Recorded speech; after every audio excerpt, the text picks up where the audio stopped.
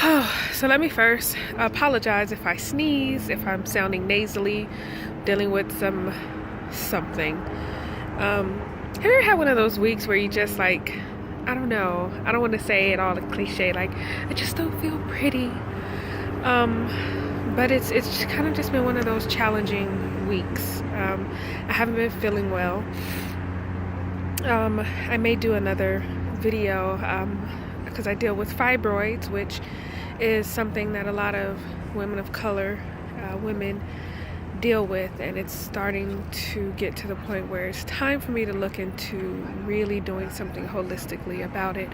Of course, the first option is always to want to cut your uterus out, but I feel like I can take some personal health responsibility and do some things. It's just been one of those very reflective weeks on my feminine health overall. Excuse me again. So basically, let me get to it. This update, I kind of been looking through a few of the videos and realized like my hair and I have gone through a true journey. If you look for the other videos, I did a big chop, had regrets about my big chop. Never having had short hair before, that was a whole situation for me.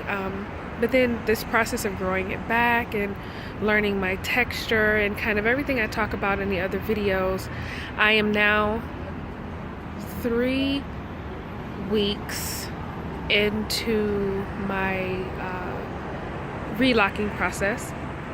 This is 3 weeks. You can definitely check my other videos and pictures I've posted of what it looked like. I had really good parts, and my hair has kind of fuzzed over.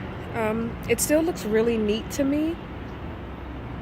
But what I have noticed, again, I think I mentioned that being at work is a situation for me because I do work in an environment where this is definitely foreign to my coworkers and my supervisor.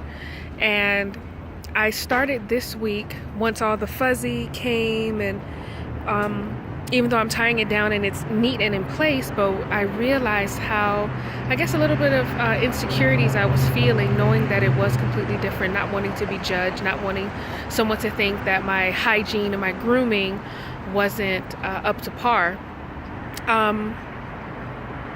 And so I've been struggling or dealing with the idea of buying a wig, because I've set an appointment for tomorrow to get my hair retwisted. And as I said, this is 3 weeks.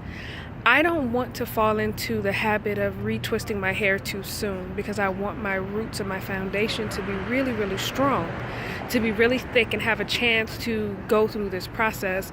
And because I know that I do work in an environment where you're judged, I'm thinking that I'll get a wig. Now, of course, my fiance doesn't want that.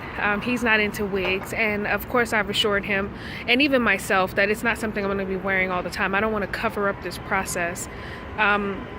So Monday through Friday, from 8 a.m. to 5 p.m. I'll be wearing a wig.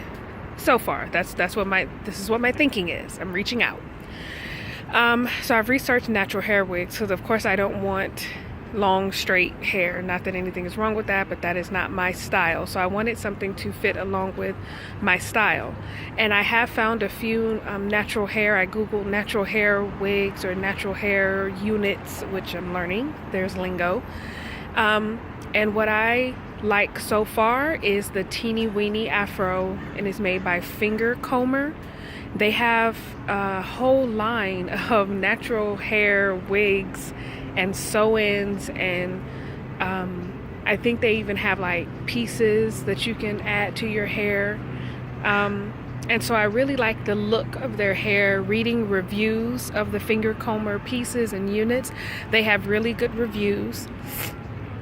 Found out that you can cut and style wigs to frame your face. I didn't know that. So worst case scenario, if I get a wig and it's not quite right, I am open to cutting it. The prices are decent. The teeny weeny afro was $78, and it kind of looked like a finger coil.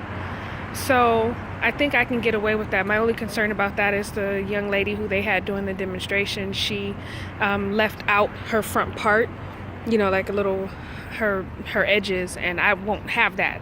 So I'm hoping that once it gets to this point, because I will be wearing my fresh twist until it gets to a point where it's kind of like this, and then at this point is when I plan on wearing the wig and trying to make sure that my twists are 4 to 6 weeks in between. That is my goal, is to let my fresh twists last for at least a month and a half before I'm bothering it again. And so we'll see. I will definitely do a review on what that looks like, because I have never ever worn a wig. And the one time that I decided I wanted to get a weave, I went to the top weavologist, because of course mine's going to be bomb, and paid about $500 for the service, I think another couple of hundred for the hair, and ended up taking it out that night because the beehive was so tight. I was sticking rat tail combs, the metal, to scratch, and I stuck my finger in to get a good scratch, pulled my hands out, and there was blood under my nails. So I took my hair down. I realized it was not for me. So I'm excited to see what happens. I'm trying to be optimistic. Like I said, I will come back, do a review, show the finger comber piece once I have it delivered, and walk through the process with everyone. So one last look. This is my hair. I got it done on February 11th.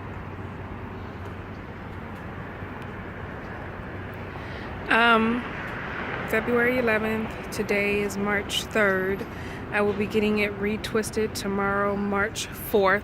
Oh, and that's a whole other thing. So the young lady who did my hair, great, no issues. It's just her schedule. So there's a lot more to building this loctician client relationship, because of her life setup. She has a very particular schedule, and it doesn't really mesh with what I need.